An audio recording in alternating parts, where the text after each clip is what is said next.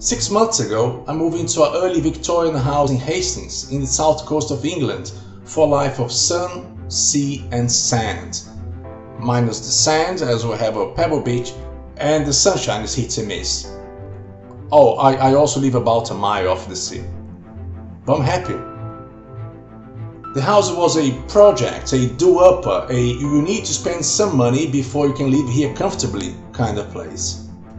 But instead of getting a new kitchen and going wild in John Lewis, evening Prime Minister, I set my focus on finding a hidden cellar under the house. I explain my reasons for that in episode 1, link in the description. One of the biggest problems, beside the lack of funds and DIY skills, is that the whole downstairs floor was covered with slates. Breaking a couple of them to take a peek would mean that the first lockdown's divorce threats would probably become a reality. So on the last episode I drilled a small hole under the stairs and we inserted the camera to try and find the entrance to the cellar. The reasons for their location were explained in episode 2. Without luck in my known intrusive methods of searching for the cellar, I decided to bite the bullet and rip the whole floor out. We started here in location 3, which is near the entrance and the coal chute outside.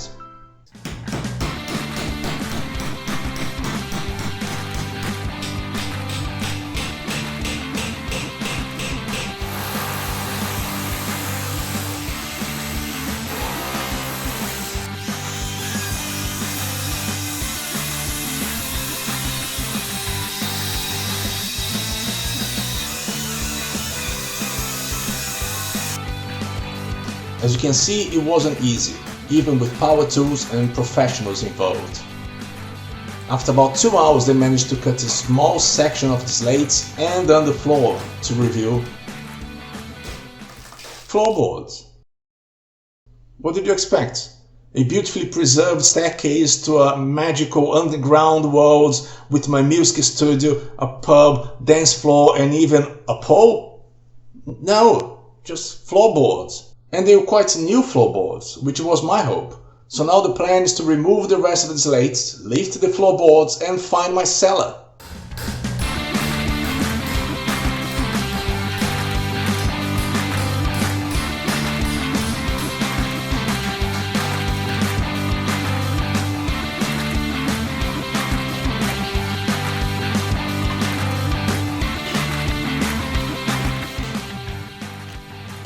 Halfway through the process, while still in the dining room, we find the first bad news.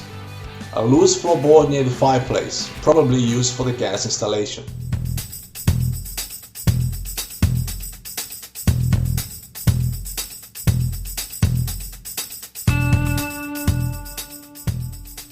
As you can see, this is as shallow as a puddle in the desert. But in reality this is expected, because the house is in a hill with the front part of the house facing the road and the back with a drop to the garden. So once the professionals left, I took upon myself to lift the floorboards in the kitchen. And that's where bad news number 2 comes out. Not only I didn't find the void I was looking for, I actually found evidence that people have been throwing rubble under the floor. I read about that during my research.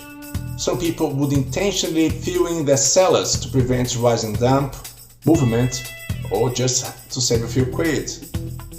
By now I was starting to lose hope, but I had one more area to explore. The floor near the kitchen window had been covered with self-leveling compound. It looked like they tried to hide something, a body, or an entrance. I battled it out for a few hours and managed to lift the floorboard closer to the patch of cement and found a brick wall.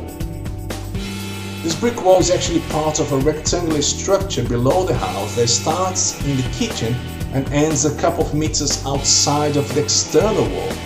I have no idea what it's used for and I'm not going to touch it. Looking back at the downstairs plan, I can confirm that I have looked at location 0 under the stairs, location 1 by the front door, location 3 near the bay window, and even in the nearly created location 4 in the kitchen.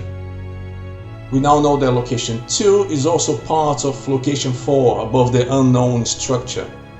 Based on the current evidence, I can confirm there is no hidden cellar. Am I disappointed that I spent thousands of pounds and months of my life looking for it? No.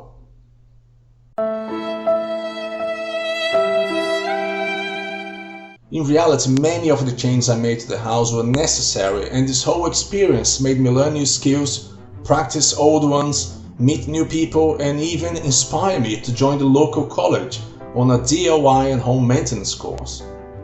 That's not to mention the pride of hearing my 9-year-old son tell his friends that his dad is a YouTuber. I'm not quite sure what that means, but based on their reactions, it's a big deal. Yes, I had to create a one-of-a-kind hoodie as merch to support my son's claims, but that's what makes me a good dad. With so many clues pointing to the existence of a cellar in this house, I didn't want the next person to go through the same journey and come out empty-handed. I decided to leave a gift for the next explorer to find, almost like a consolation prize. So I got a box, put a little something inside, wrote a letter explaining everything, and put it under the floor. With that, I was also ending my own journey and bearing away my frustrations, desires, and the dream of having a man cave.